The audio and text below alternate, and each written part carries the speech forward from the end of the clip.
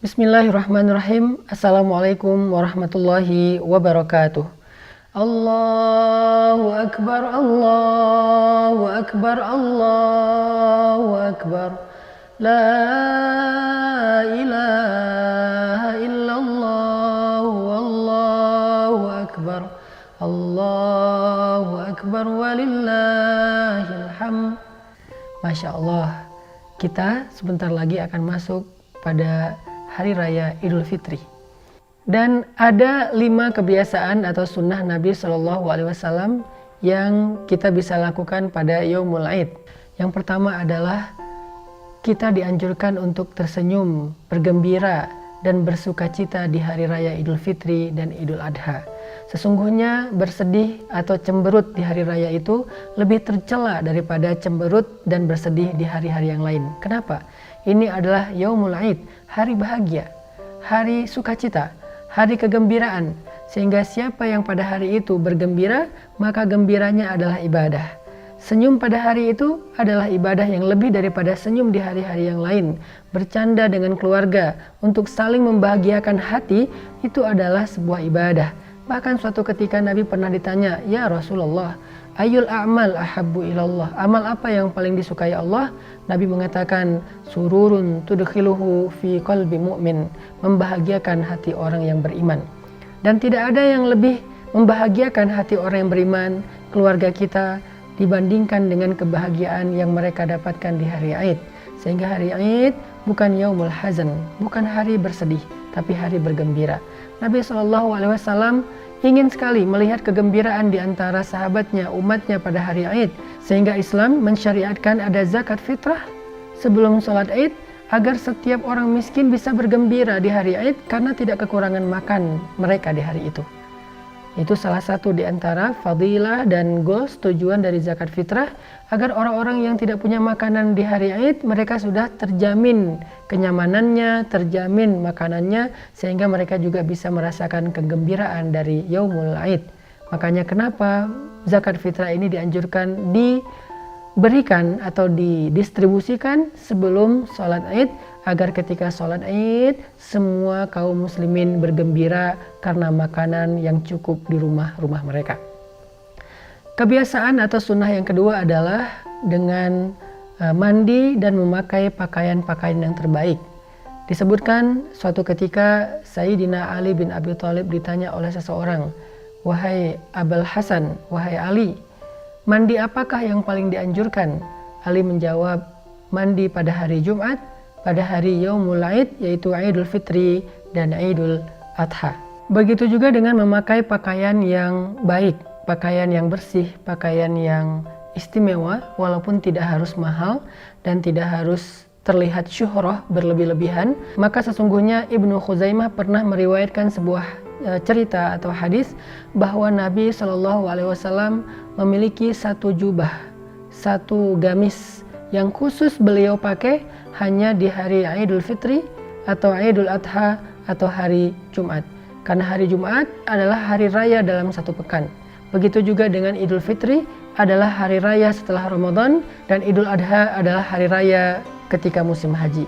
Dengan demikian, Nabi SAW secara khusus memberikan contoh kepada kita, menyediakan pakaian yang berbeda, yang khusus, yang tidak beliau pakai kecuali di hari-hari yang istimewa tersebut. Mungkin kita membeli baju baru, tetapi jangan sampai kita menjadi orang yang boros. Mungkin kita membeli baju baru, tetapi jangan sampai berlebih-lebihan, sehingga sholat Aid atau silaturahim lebaran menjadi ajang pamer bagi kita. Dan kalau itu terjadi, alhaakumut takasur, kita akan lalai dan celaka justru dengan saling menyombongkan diri, menunjukkan siapa yang outfitnya lebih mahal daripada yang lain. Ini bukan akhlak orang yang beriman. Sunnah yang ketiga adalah makan sebelum berangkat sholat Idul Fitri. Karena sesungguhnya Imam Ahmad pernah meriwayatkan sebuah hadis bahwa Nabi SAW tidak berangkat untuk melaksanakan sholat Idul Fitri kecuali makan terlebih dahulu. Ini sunnah, walaupun kita cuman minum air putih kemudian makan sebutir kurma atau mungkin hanya makan buah, tetapi lakukanlah itu karena ingin mengikuti sunnah Nabi. Maka dengan demikian kita menyempurnakan rangkaian kebaikan-kebaikan yang ada pada Yaumul Aid, pada hari Aid. Berbeda dengan Idul Adha, justru kita dianjurkan untuk berpuasa sebelum kita berangkat melaksanakan sholat Idul Adha.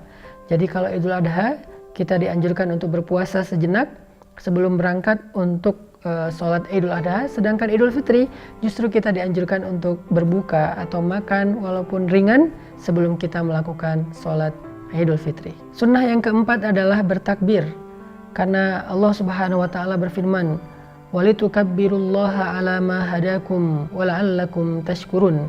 Bertakbirlah kalian kepada Allah atas nikmat Islam, nikmat petunjuk, nikmat syariat atau nikmat Ramadan dan ibadah-ibadah yang ada di dalamnya, termasuk nikmat Yaumul Aid. Bertakbirlah supaya kalian menjadi hamba yang bersyukur. Takbir pada hari Aid adalah ekspresi rasa syukur. Sehingga ketika kita bertakbir, coba kita ingat nikmat Allah yang telah diberikan kepada kita selama ini. Khususnya di bulan Ramadan. Allah memberikan kita usia bertemu dengan Ramadan, Allah berikan kita kesehatan agar bisa berpuasa di bulan Ramadan, dan yang paling penting Allah berikan kita iman sehingga kita bisa beribadah sepanjang Ramadan. Dan juga bahkan Allah memberikan kita Lailatul Qadar di akhir Ramadan. Maka semua nikmat itu layak kita syukuri, dan ekspresi syukur orang yang beriman pada Yaumul Aid, hari Aid adalah bertakbir dengan gembira. Bertakbir sejak malam lebaran, bertakbir ketika dia berjalan dari rumahnya menuju ke lapangan untuk melaksanakan sholat Aid. Dan kenapa kita dianjurkan melakukan sholat Id itu di tanah lapang, bukan di dalam masjid? Agar perempuan-perempuan yang sedang berhalangan, agar perempuan-perempuan yang sedang haid atau nifas juga bisa ikut menikmati kegembiraan dan kebahagiaan suasana sholat Id tersebut tanpa harus masuk ke dalam masjid, agar perempuan-perempuan yang sedang berhalangan ini bisa mendengar khutbah Aid yang menjadi kebaikan buat mereka.